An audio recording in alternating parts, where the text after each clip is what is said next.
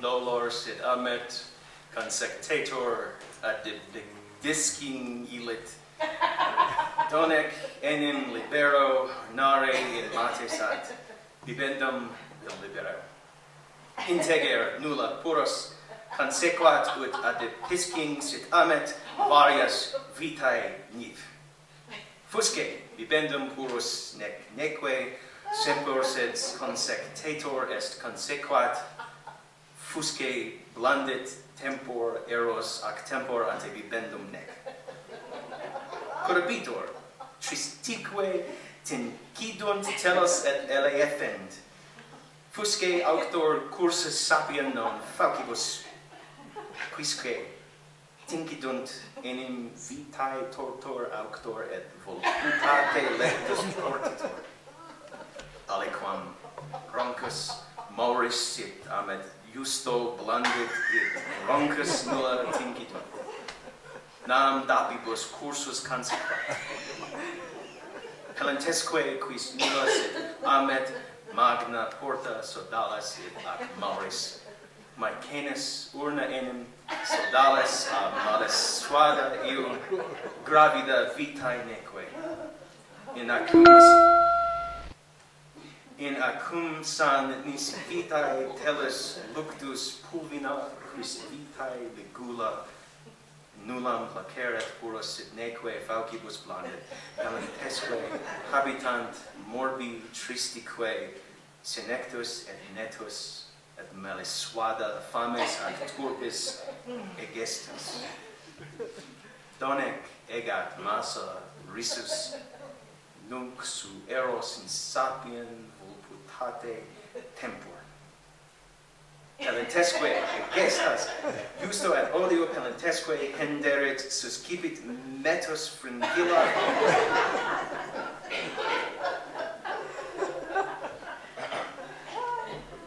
Curabitur vitae lorem quis pretium metus facilis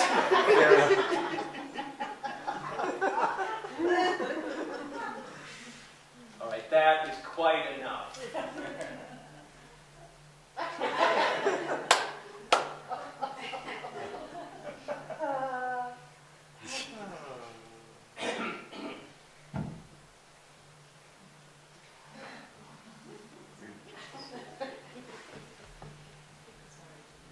It's good to laugh every now and then. We need to laugh every now and then, especially in weeks where it feels like everything is falling apart, the news is grim, it doesn't feel like we can do anything to change the world. Sometimes laughter is the only way that we can scream in polite company. But laughter is also a way we remind ourselves of our imperfection, the way we point out our foibles. April Fool's Day, it is apocryphally said, was started when people who celebrated New Year's for the last week of March, ending on April 1st, refused to go along with the rest of the crowd and moved New Year's to January 1st. And so April 1st became the holiday when we mocked those who wouldn't go along with the majority.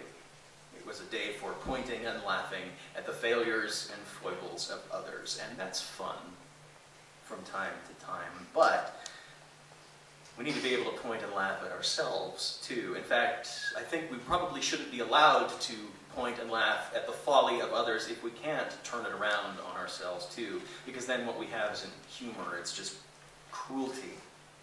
One of the reasons that Garrison Keillor annoys me so much, because he tells all those Unitarian Universalist jokes that we love, but I don't think we realize he's not laughing with us. He really doesn't like us all that much.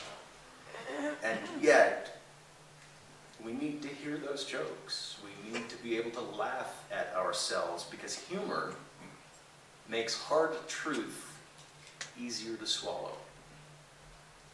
Humor, when it's useful, leads us to a place of self-reflection, shakes us out of our complacency, makes us really examine why we do the things we do. Why do we refuse to celebrate New Year's on January 1st? Why are they making fun of us about that?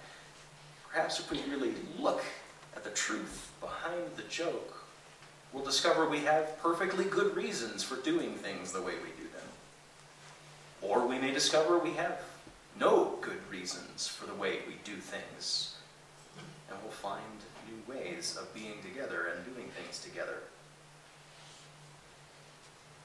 The inability to laugh at ourselves, to laugh as a community together about the way that we are, points to a lack of self-awareness as a community, points to stodgy belief in some sort of perfection among us that doesn't really exist. And that kind of lack of humor is one of the key components of fundamentalism, a path we definitely don't want to wander down.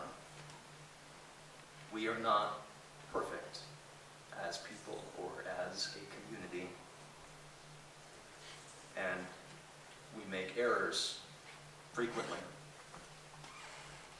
Jokes, humor, folly remind us that that's okay. Our imperfections make us more fully human. And a day like April Fool's Day tells us that it's okay to embrace that folly and that imperfection. And tells us that we should celebrate it even. And so I invite us to celebrate our folly this morning. If you would all rise in body or spirit, and please join in a responsive reading. Your part will be up on the screen.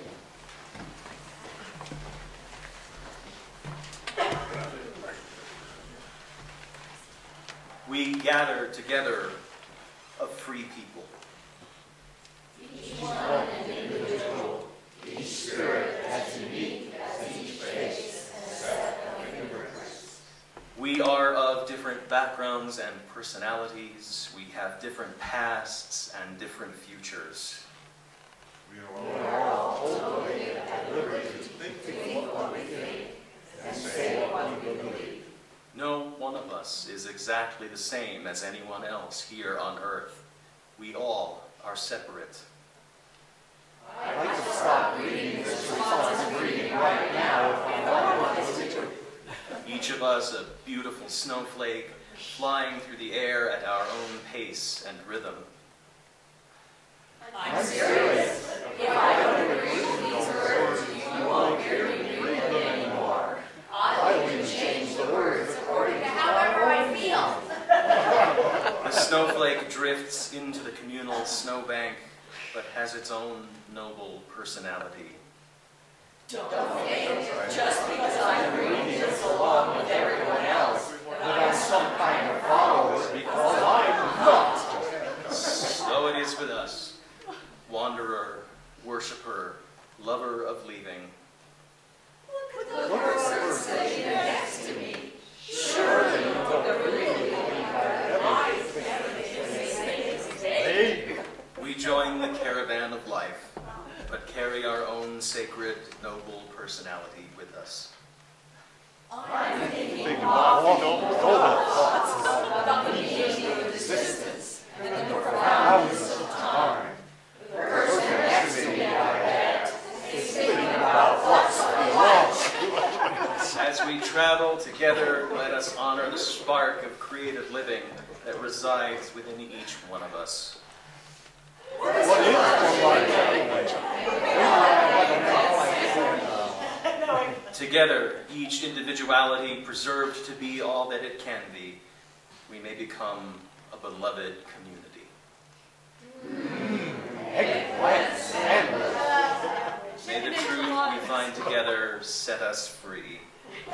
Since we gather together as free people. Amen. Amen. Please be seated.